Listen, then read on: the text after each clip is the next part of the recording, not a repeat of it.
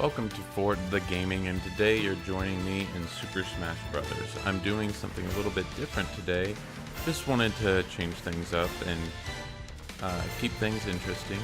I wanted to talk about Super Smash Brothers, and as well as how you can become a better player and just some tactics you can sharpen up to make yourself a better player.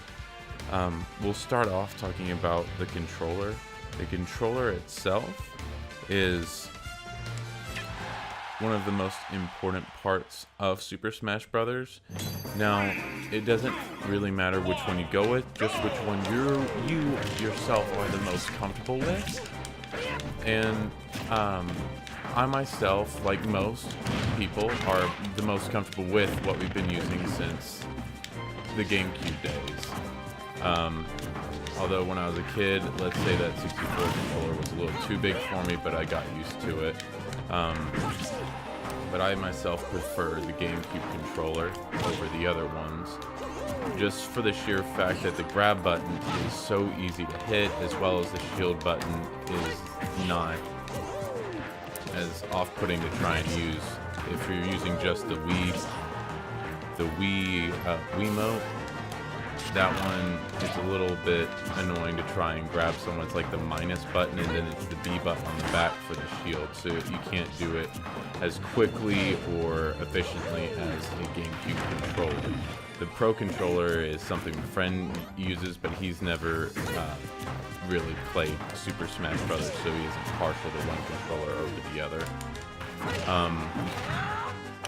So that's the first thing you want to do, is figure out which controller you're wanting to use and make sure to practice with just that one controller so you can get better at perfecting using that.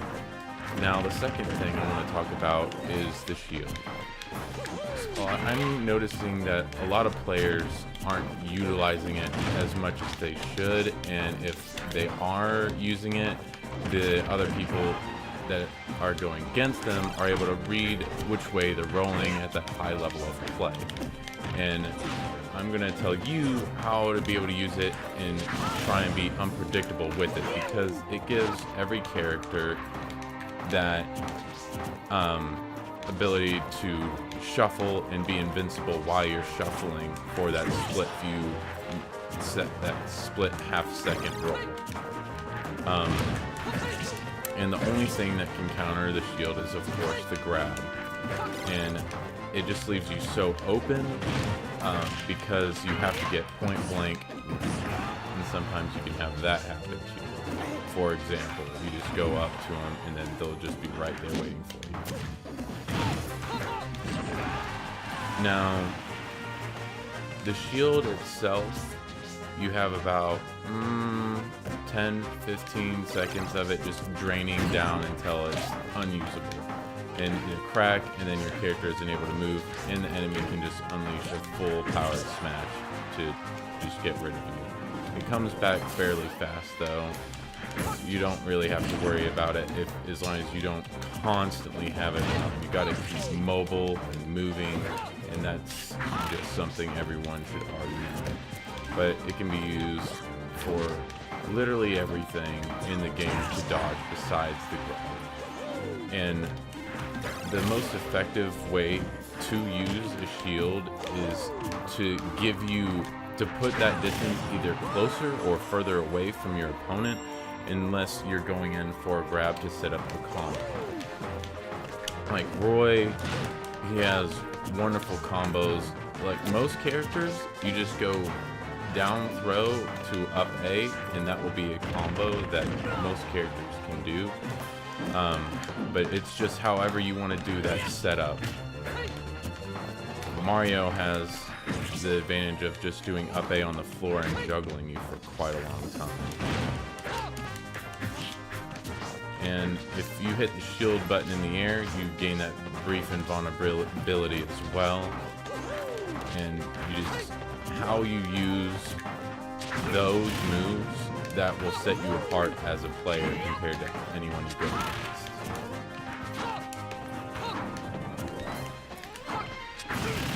Now,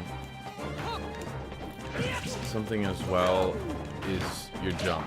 there's some characters that just play better on the ground, like obviously Mac, Little Mac.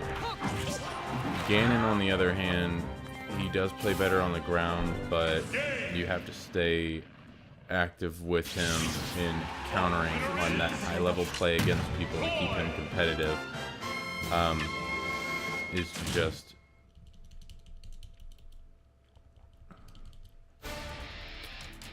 have him be able to counter moves, and then he's able to capitalize on that counter.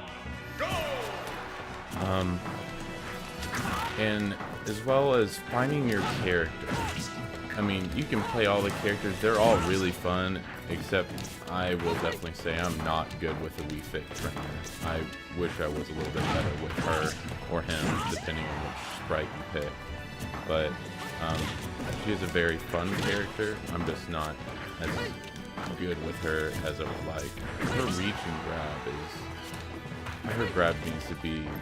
Yeah, she just tried to grab me right there, point blank, and you can still... She tried to grab again. Her grab is so weak.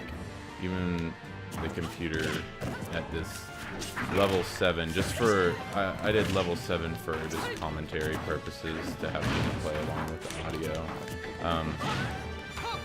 But... It's just finding your character that you are the most comfortable with, and keep practicing character until you feel comfortable with that character to go into that competitive play, whether it be online, against friends. You just keep practicing. After you have played for a long time, your roster for your top level players definitely gets quite a bit bigger. For the ones that you feel like that you can bring to that top level play. But with anything just comes practice.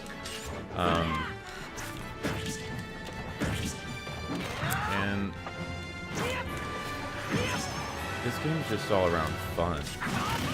I mean, I'm just hoping that if you're watching this, you're wanting to go from that light level gameplay of, oh, I'm playing with my friends and I just want to become a better player, to get into that more competitive play. I'm trying to bridge that gap for you. I haven't done Twitch or anything like that, just for the sheer fact of my internet is not good enough to handle Twitch, but I can definitely upload to YouTube and all that. I'll probably start doing some competitive play if any comes around me where I live, but for the most part, it's just playing a lot and practicing.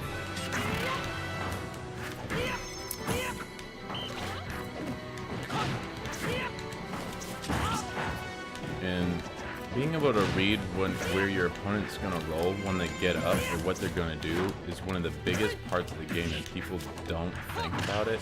You just got to read what they're going to do, where they're going to roll. Like right there. I couldn't know as much for the AI because they definitely try and keep it unpredictable as possible, but for the most part, for human players, after they do something once, they'll do it again. And it's just really figuring your opponent out. And that's why it helps if you are doing that competitive play and you actually have those multiple characters. Even if you win the first round, so they don't know what to do against you on the second round, change your character. Now, a lot of people don't do that because they only have that one character that they feel like they are the best with.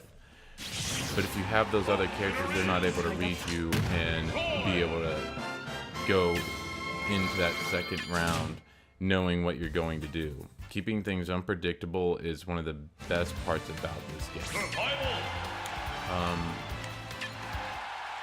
Let's see, what else can I say? 3,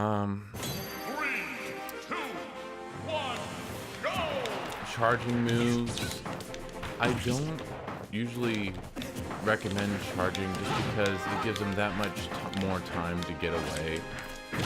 You can definitely luck out though if you get a read, a read where they're gonna roll into you and you predicted that, and then you're able to fully capitalize on that read.